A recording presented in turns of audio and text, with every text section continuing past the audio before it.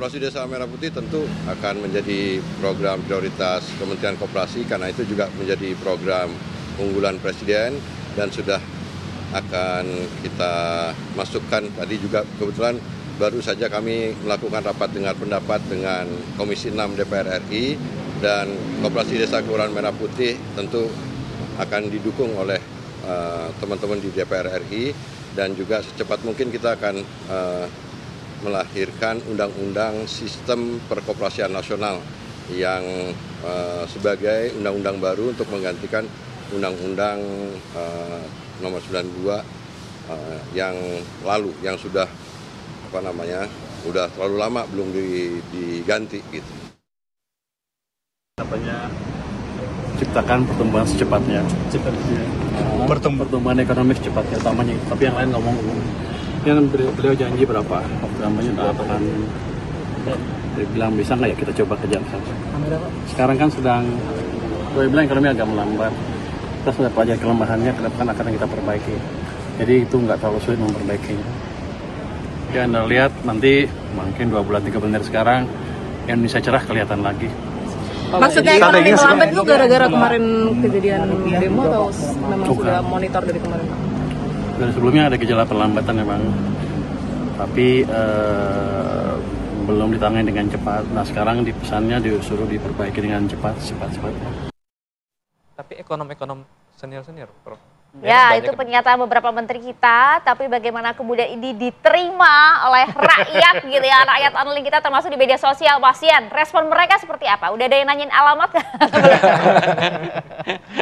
Jadi memang responnya itu menarik ya. Jadi ada yang sedih sebetulnya. Oh ya. Sedih itu terkait dengan Ibu Sri Mulyani.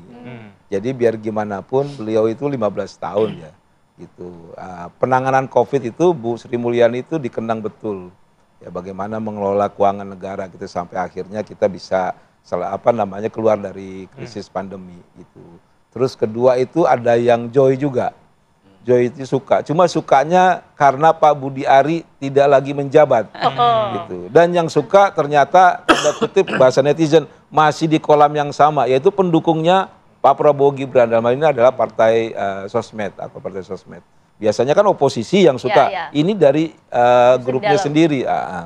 Terus selanjutnya adalah terkait dengan isu bagaimana fokusnya pada Pak Purbaya. Jadi bintangnya itu malah yang menarik adalah yang jelek-jelek, Pak Purbaya. Gitu. Pak Purbaya? Pak Purbaya, kenapa? gitu. Pak Purbaya itu responnya kalau bahasa netizen, Bapak ini ngajak tarung. Gitu.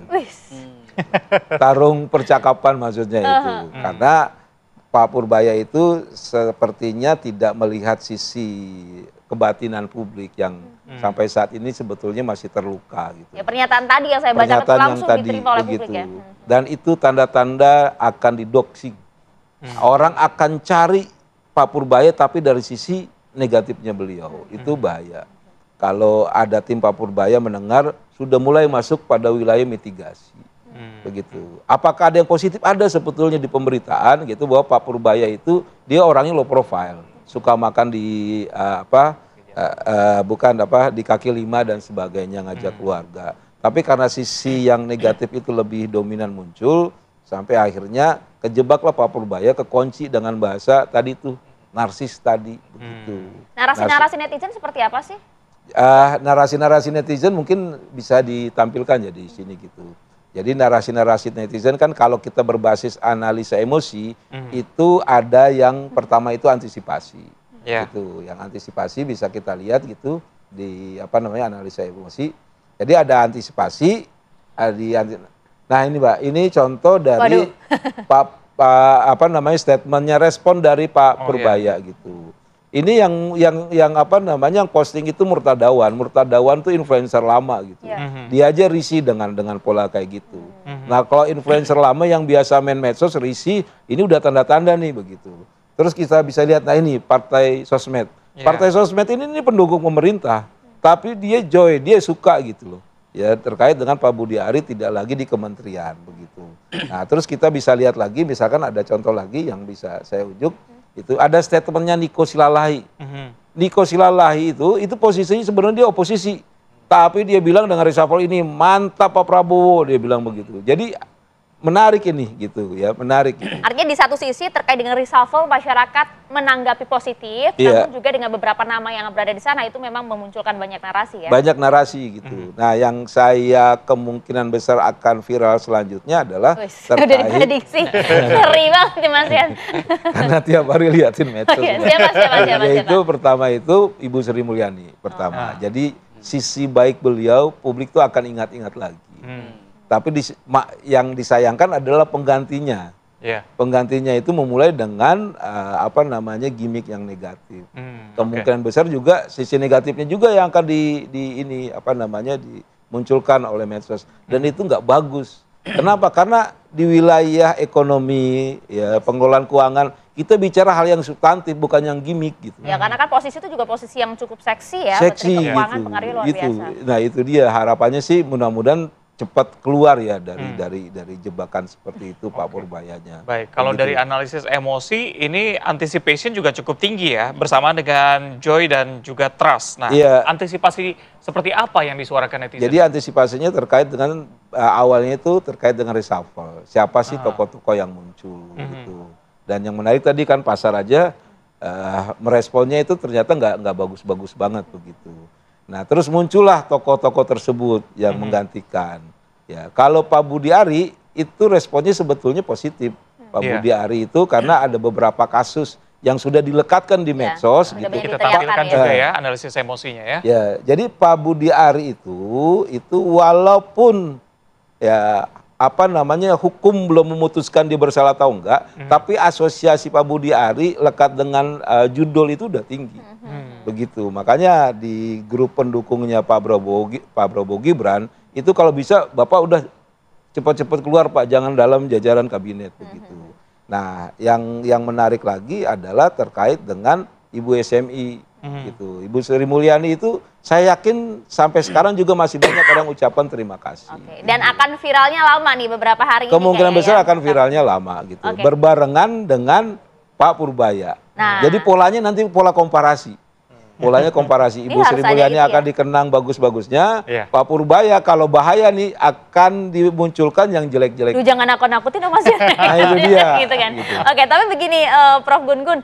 Itu tadi kan nampaknya kan kalau kita lihat Bu Sri Mulyani ya dan juga kemudian sebut saja Budi Gunawan gitu ya. Dua nama ini kan meskipun bukan kader partai tapi kita tahu betul asosiatnya kemana begitu ya. Sebut saja PDI Perjuangan begitu. Terlebih lagi akhir-akhir ini kan kita baru melihat ya romantisasi antara Pak Prabowo dan juga Bu Mega pada saat menyampaikan statementnya di istana. Justru di belakang nampak ada Bu Mega di sana. Meskipun tidak ada pernyataan pastilah bahwa apakah PDIP berada di dalam atau seperti apa, tapi ini di luar ekspektasi publik begitu. Iya begini, membaca figur tentu membaca juga dukungan politik. Bahwa ada historis Bu SMI, kemudian Pak BG, itu dikesankan proksi dari PD Perjuangan, tidak salah juga, tetapi itu kan historis. Saya lihat Bu SMI ini profesional, yang kemudian punya rekam jejak, bukan hanya mencoba untuk waktu itu ya, diterima secara positif di pasar dalam negeri, tapi juga geoekonomi. Selain tentu kita sama-sama tahu dia punya akses ya pada lembaga-lembaga multinasional. Nah, saya lihat belakangan ketika ada kejelasan posisi dan sikap politik PDI Perjuangan yang dinyatakan oleh Bu Mega, masih ingat ya pernyataan itu disampaikan pada saat Kongres, bahwa PDI Perjuangan tidak akan ada di dalam, akan lebih mengedepankan pola hubungan konstruktif. Pada saat ada kesalahan mengkritik, ya kan, kemudian pada saat ada kebaikan kemudian akan mengapresiasi. Artinya posisi PDI Perjuangan di luar pemerintahan dengan pola resiprokal. Hubungannya timbal balik tergantung pada dinamika isu dan konteks. Dan itu menurut saya pilihan cerdas dari PDI Perjuangan. Kenapa? Karena kan bukan hanya bicara soal keuntungan dalam kekuasaan hari ini, yang harus diperjuangkan oleh PDI Perjuangan adalah insentif elektoral pada saat pemilu mendatang. Dan PDI Perjuangan pernah punya pengalaman manis, mendapat insentif elektoral sangat tebal pada saat 2 periode dia berada di luar kekuasaan Pak SBY. Nah, sepertinya itu menjadi pengalaman yang berharga bagi PD Perjuangan untuk memosisikan diri di tengah waktu itu godaan luar biasa PD Perjuangan untuk masuk.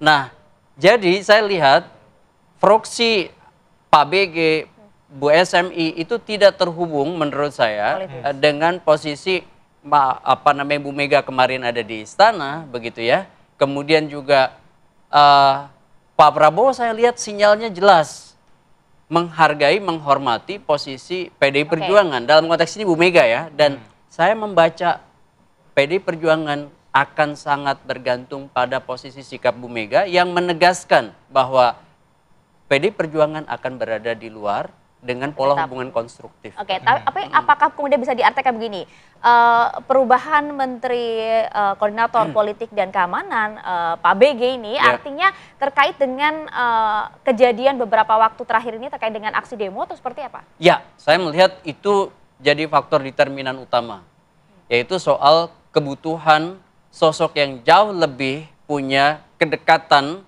Tidak ada hambatan psikologis atau psychological barrier antara Pak Prabowo dengan Menko Polkam. Sekaligus juga bisa mengaktifasi jejaring politik keamanan yang kemarin sempat bermasalah, bolongnya besar sekali. Karena kan biasanya kan kalau ada kejadian-kejadian semacam itu kan biasa Menko Polkam tuh yang tampil kan. Dan ini kan nanti akan punya rentetan ke bawah. Saya nggak tahu apakah akan ada reshuffle jilid ketiga. Kenapa? Karena misalnya polisi, tentara yang pasti juga dievaluasi dari kasus kemarin. Apakah kemudian bolong-bolong besar itu membutuhkan sosok baru yang jauh lebih tough dalam konteks penanganan politik dan keamanan di dalam negeri ini. Oke, kita fokus ke permasalahan kita semua, masalah ekonomi. Perut nih urusannya nih. Bang Abra, ini kalau kita lihat apa sebenarnya yang bisa dilakukan oleh Menkyu baru ini dalam beberapa hari ke depan? Kebijakan apa sih yang harus dilakukan supaya balik lagi investor tidak takut tapi pasar juga jadinya positif ya? Ya, saya melihat bahwa salah satu penekanan yang disampaikan Pak Purbaya kemarin adalah beliau dipercaya dapat mempercepat pertumbuhan ekonomi tinggi, pencapaian pertumbuhan ekonomi tinggi, di mana kan Pak Prabowo targetnya 8% di tahun 2029. Nah, memang Pak Purbaya cukup confidence, ya satu sisi memang memberikan sinyalemen optimis, tapi kan harus realistis kan. Nah itu, realistis nggak menurut Anda? Nah, beliau sendiri sebenarnya mengakui bahwa mencapai 8% itu agak sulit, atau bahkan dibilang mustahil. Tetapi paling tidak dia ingin menunjukkan track ke depan, arahnya itu harus di atas 5 bahkan mencapai 6%. Nah, sementara itu kita tahu kondisi fiskal sekarang APBN kita sangat terbatas, ya kan. Dari sisi penerimaan penerimaan pajak memang tidak mencapai target, tax ratio masih rendah. Di sisi lain kebutuhan belanja, khususnya belanja untuk program-program prioritas ini kan besar. Ditambah sekarang ada tantangan kementerian bertambah. Ya, alih-alih mau melakukan efisiensi atau perampingan kelembagaan, justru Pak Presiden memilih atau memutuskan untuk menambah kementerian baru. Ini kan akan jadi tantangan nih dalam pembahasan RPBN ke depan. Anggarannya gimana gitu kan. Nah, sisi lain untuk mendorong ekonomi tinggi, mengandalkan daya beli masyarakat, konsumsi masyarakat sekarang juga berat, ya kan? Kita tahu sekarang harga beras, pangan lagi naik, kebutuhan pokok yang lain juga lagi mahal, daya beli lagi lemah lah. Dari sisi swasta juga, swasta sekarang ada kecenderungan wait and see melihat pergantian kabinet yang baru. Nah, jadi satu-satunya instrumen sekarang dalam jangka pendek bisa membantu pertumbuhan ekonomi adalah dari sisi belanja negara, APBN. Nah, tapi sayangnya di dalam RAPBN tahun depan 2026 targetnya itu kan tinggi 5,4% pertumbuhan ekonomi kita. Tetapi dari belanja pemerintah sebetulnya targetnya rendah, hanya 4,9%. Jadi tetap pemerintah dengan sadar ingin mengatakan bahwa ekonomi kita tetap harus ditopang oleh swasta dan masyarakat. Masing-masing itu ditargetkan tumbuh 5,2. Nah, sekarang memang nih agak sulit menghubungkan antara ambisi pemerintah dari sisi belanja pemerintah dengan realitas ekonomi yang dihadapi oleh masyarakat saat ini. Mampu nggak Menkyu kita baru ini, Mas Abra? Ya, saya pikir tantangan utama sekarang adalah bagaimana Pak Purbaya bisa mengkonsolidasikan ide-ide besarnya, terobosannya terhadap dukungan politik di badan anggaran di legislatif. Ketika nanti itu kan implikasinya adalah berupa kebijakan ataupun refocusing anggaran di 2026 kan. Kira-kira kementerian lembaga mana yang dianggap prioritas yang bisa mendukung pertumbuhan ekonomi itu akan diprioritaskan untuk mendapatkan anggaran yang cukup. Tetapi kementerian lembaga yang dianggap memang tidak cukup menjadi motor penggerak ya diefisienkan gitu. Jadi nanti kuncinya adalah ketika terjadi perdebatan pembahasan RAPBN dan seluruh tuntutan masyarakat, entah itu yang 17+8 ataupun tuntutan-tuntutan lain, itu akan terefleksi dari pembahasan di badan anggaran. Jadi kebijakan fiskal yang berpihak kepada rakyat itu akan tercermin dari nota keuangan, akan tercermin dari postur APBN kita di tahun 2026. Gebrakannya kita tunggu. Nah itu dia. Kita ke Bang Yan terakhir, kira-kira setelah reshuffle ini, apakah respons publik nantinya akan lebih ke positif atau negatif nih? Jadi gini, itu tergantung dari statement selanjutnya yang dimunculkan, itu yang belum muncul. Nanti itu. jadi susah diwawancara. Jadi irit ya. Cuma saya concernnya itu tadi itu ke Pak Purbaya. Terus kedua kalau bisa Mensesnek juga nanti menjelaskan, gitu. Terus yang ketiga juga peran dari PCO gitu. Kenapa memilih beliau-beliau tersebut, gitu. Terus yang dinantikan publik itu kan sebenarnya gebrakan. Nah, beda dengan gebrakan yang biasanya bersifat high level. Publik tuh butuh gebrakan Bapak tuh ngapain yang bisa kami lihat. Langsung dirasakan yang gitu bisa langsung dirasakan itu sebetulnya. Gitu. Karena di medsos itu sebetulnya kan jadi gini, orang-orang yang melihat medsos tuh tiap hari itu banjir informasi, Mbak. Gitu Mas, gitu. Dia jadi gini, ada 1-2 yang punya nilai emosional dan sensasional itu yang akan nancap di cognitive mappingnya mereka. Gitu. Kalau datar-datar aja, takutnya nanti kejebak sudah seharusnya, gitu. Ya emang udah kerjaan Bapak begitu. Nah itu yang bahaya gitu. Itu yang repot begitu kan. Makanya kami sering bilang ke para teman-teman gitu di kementerian. Gitu. Jangan main di wilayah seremonial gitu. Karena sudah kejebak dimakan tuh nggak dimakan kita, gitu ya. Gitu. Udah kejebak seharusnya gitu. Emang udah kerjaan Bapak digaji karena itu. Nah, itu bahaya sebetulnya. Nah, harapannya menteri-menteri yang baru buat gebrakan di wilayah substantif. Yang penting juga jangan lupa wilayah gimmick. Ini belum masuk, gimmicknya udah jelek aja, itu bahayanya di situ. Ya kita nantikan lah ya bagaimana kinerja dari para menteri di Kabinet Merah Putih kita yang saat ini dengan ada perubahan 5 nama tersebut ya. Terima kasih banyak Mas Yan, Mas Sabra, Prof. Gugun, terima kasih banyak waktunya. Seru banget ya.